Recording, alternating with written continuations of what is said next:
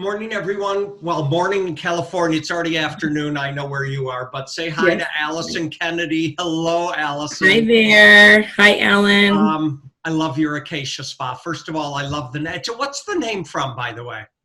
Acacia is a tree. It's a Yeah. tree that's usually found in areas in the desert, actually not the desert, but acacia in Hebrew is the shittim wood, Yeah. and it represents renewed life and rejuvenation from the Ark of the Covenant. Yeah. And acacia wood is a renewable resource.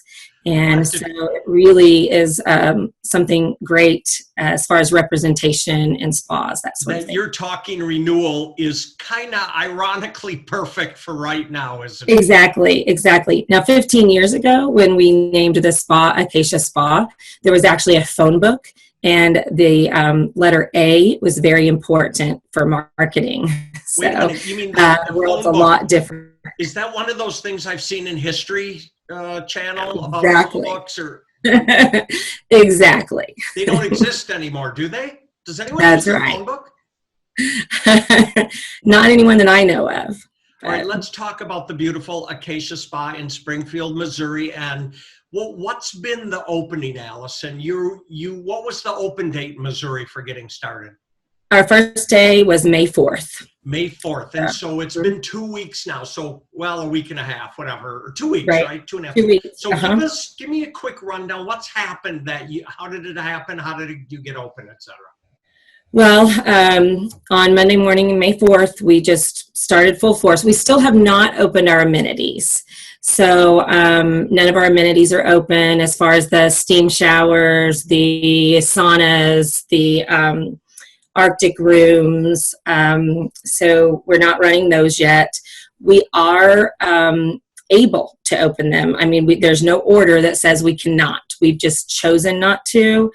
I feel like we're ready. We just wanted to make sure that everything else was going smooth. And so I think within the next week or so, we're ready to roll that out. There's just so many more things that we have to do. But when a client walks in the door, they're greeted. The first thing they do, if they don't have a mask on, we offer them a mask or give them a mask. They're not allowed to be in the building without one. They're then asked to fill out a COVID information form that has several different questions. And that form is on a tablet, which immediately sends the information to their intake form, their file. It also files it away for us so that we have in order timestamp and date stamp for when people have been in the building. Then we're also taking new intake at this time for all customers. So we have updated phone numbers, addresses, health information. It's just a great time. We've decided to get updated information on customers who haven't been, that we haven't gathered information for a while, whether it's for marketing or just health information. Oops, sorry, still have my walkie-talkie on from the spa earlier, so sorry. I'm gonna turn that off.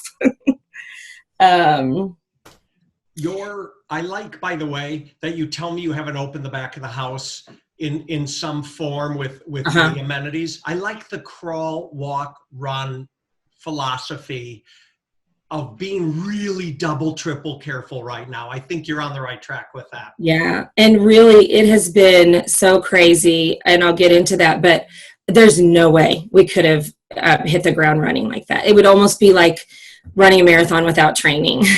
Allyson, do you think there's going to be legal issues? I mean, everyone I talk to is doing these release forms, but do you see legal issues coming from this? Or are the people coming in right now, they're like your Allans, right? You're dyed in the wool. I can't wait for you to get open so I can come in. So as far as legal issues, I hope not. I wouldn't think so. I think that we are just, as with anything, we're covering all bases. I don't feel like there's anything else we could do. So I think we're covering everything we need to. So after we have them fill out that form, or the form on the iPad, then we're taking their temps And we've decided, we have a medical director here at the spa, and we decided that 99.7, anything above that, we're refusing service. He feels like if at 99.7, if we're increasing, that means they're increasing and on their way to being sick. Right. So the form says, have you been running a temp at 100.4 or above? We feel like in the next few weeks, we might be able to increase the temp from 99.7. I don't know. We'll decide on that. But this first phase, that's where we are. Okay, makes perfect sense to me. Let me jump back with you. Before you opened, what was your communication like with your team members who were either fired or furloughed, and with your clients who really wanted you to open, but it wasn't time? Yeah. So with our team, we have a great group at Acacia. We call it the Acacia Spa family. And we found when we were off that it truly was a family. They were furloughed, and it was one of the hardest things I've done in my career as a spa owner in 15 years.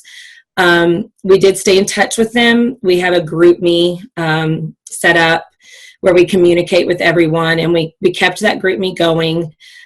We did weekly Zoom conversations, and we didn't make it mandatory, obviously, because they're not employees at that time, but we stayed in touch with them.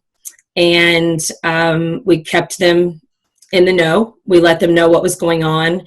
We tried to educate them on what was going on. We tried to educate them on COVID and what we felt it was. And we educated them on what it meant. And when they did come back to work, how they could or would be affected, and what our expectations were. And we let them know that, this was a choice, that they didn't have to come back to work, but if they were here, what they had to do as an employee, and so that they could make that decision before they came. Perfect. How about with your clientele? What were you doing to stay in touch with them? So we did not want our clients to forget about Acacia Spa. We were pounding our name and our brand, everything about Acacia to our customers. Thankfully, we have the greatest social media marketer in the world, and she sat up here every single day of the week along with 3 other employees that we didn't furlough, and we did everything we could to make sure that our customers didn't forget us. You could probably look back on our social media and see that we were every day talking to our customers. We offered curbside pickup. We do have a pretty large boutique with products. We offered curbside pickup. We did local delivery. We did free shipping. We tried to educate on our products. We partnered with our vendors, our suppliers for education. Our suppliers were the greatest. We just, we did everything we could to help them to not forget who we were as Acacia and where we were. And it was a beautiful thing. I mean, some of these customers just, it was great. I mean, they were really, really helpful. Now that your doors are open, have you changed that communication in any way or form, or you just keep bundling it up, right? We're still doing that. Our doors are open, but there are a lot of people that are still home. Right. There's this there's a huge curve. There are people who are, kind of blowing this thing off. There's a lot of us that are right in the middle. And then there's this other end where people, are scared to death and still at home. And we're still catering to all of them, to those that are at home and afraid to get out. So we're still offering all of those things. Okay. And, it's really opened up some new things for us too. But we're still catering to those that are at home. Good. Some quick questions for you. And I know you have a big retail, because retail helped keep you here in business, right? Saved our business. Mm-hmm. Okay. Do you have any rentals or 1099s, or is everyone on the payroll with you? Most of our employees are W-2. They're actual employees. Good. Okay. Mm-hmm. Did you have any issue with people are telling me about I'm making $800 on unemployment, I might as well stay here? Did that come up at all?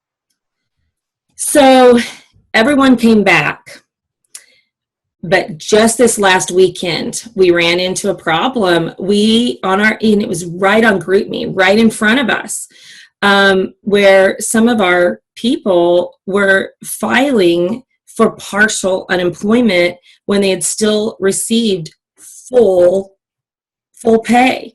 And it's crazy because they're seeing all of this communication on Facebook, on social media about if you receive just $1 unemployment, you can still get this $600 check. And it's like they're trying to work a system. And I don't know, I just feel like we were set up to fail by this system and this extra money because, we've got massage therapists who are working full-time and getting full-time work and are still trying to draw this check. And, I've got great employees and they're still trying to do it. And I can't believe it. My dad used to call it lowest common denominator, right? I mean, there's always people trying to work the system. Frankly, if I look at it and go, there's 20, 30 million people unemployed, why am I jeopardizing my job? But let's move on from that because sometimes there's no answer for. Right. Right. Tell me about your cash register. Are you all digital pay or do you take cash still or what? No, we do take cash. Mm-hmm. We're in that middle group. We're okay with it. So we're taking cash. Got it. We don't like those credit card fees. Yeah. Have you added any, there are facilities around the country adding a Wuhan fee or a Corona fee or a COVID. You're not doing any of that stuff, right? No, I just think that's the cost of doing business. I mean, there are some extra fees associated with this, but as with anything, I just think that's the cost of doing business. Okay. And as of right now, we have not increased any of our pricing. Got it. You said traffic's been pretty strong so far, correct? Because people are engaged in coming back. What about pricing on treatments? Have you changed any of the pricing or have you removed any treatments from the menu? We've not removed any treatments so far. I will say we've had a few people who chose not to do certain treatments since our amenities have not been open, which, we've let them know that we will be, in touch with them and they'll be the first to know when we reopen the amenities. But we have not removed any treatments from the menu. You've removed testers and all that kind of stuff though, correct? We've removed any testers that could cause double dipping. We haven't removed any testers that you can squirt out of that wouldn't cause someone to double dip. And I've got we have 6 people working, spa coordinators working at one time, and they are doing rounds at all times, wiping things down. So we've got a pretty good grip on that. Allyson, tell me about the cleaning process. Does everyone wear masks and gloves? They're wiping everything under the face of the sun. Is it blue light stuff or? So it's an order from our city that everyone in the building has a face mask on, including the customers, until the customers get into the treatment room, and then the customers are allowed to remove their mask. As far as cleaning, we have daily cleaning staff that comes in. We've always had that. And our employees and technicians are cleaning everything regularly. We have signs throughout the spa that says this area is disinfected regularly. We do have on order, it's not here yet, from Hugh with Clean Republic, the e-mist system, which is the system that mists the entire area, 4,000 square feet at a time. It's not here yet, so I'm excited to have that. We're not using any blue light. We're just cleaning very deep and well. Okay. And I see my girls, they're literally wiping down door handles, everything. They're being very, very good about it. Did you have to change, or are you thinking about changing their position description to start adding different things as it relates to this? I feel like their description already had most of those things already written into their job description. I feel like they're doing it more frequently, right, and they're more on point, and we're watching it better. But throughout the day, our upstairs coordinators did rounds through the amenities. We didn't have just one amenity attendant. They did rounds. And downstairs, the girls, and that's in the boutique area, were responsible for making sure that the boutique was clean and straight. So I really feel like we already had our sanitation and sterilization on point. Right. Plus we had our daily cleaning crew that comes in at night. So I feel like we were already up to the standards we needed to be. But we're definitely watching it extra close. Okay, two more quick questions for you. Uh-huh. Do you have a membership program there? And if you do, how has it been affected by this? We do have a membership program. The day we were closed, asked to shut down, we stopped all membership drafts, and we've kept that stopped until our amenities open, until the amenities are reopened. I did have a lady call the other day and ask if we could start her draft again because she wanted to get ahead. I love her. I know, because we have services along with it. And in my mind, I'm thinking, well, sure, I'll take your money. So anyway, but right now we are not charging the membership fees. So, Okay. which is, it hurts. It hurts the bank account. Pain for everyone, because we're not our, as I've said too many times already, the revenue model in Spa Channel is not set up for how we're operating right now. But this is the nature of the beast until we figure out where everything's going. Right. Last question I had for you. Did you have to space out treatments? Is there a little more time before treatments? What have you done?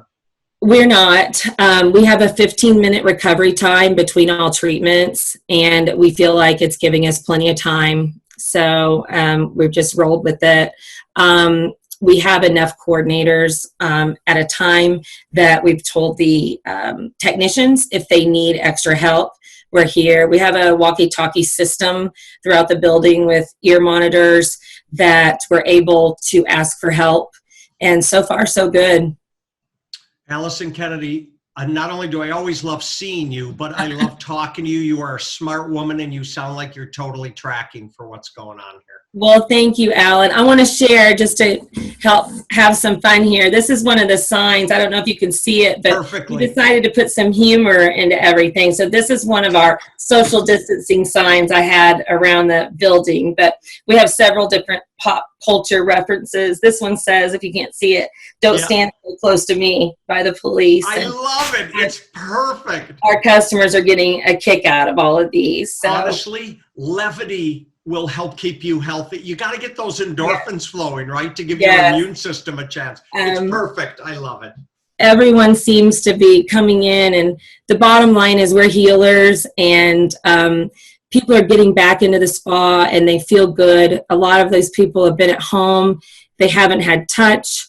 They, some of these people they're single. They don't have spouses. They need that touch. They need to be able to talk to people in person, and we're here to do that. We've been the first people that they can come to, and the bottom line is they need us, and they're glad to be here. So, lady, thank you for your time.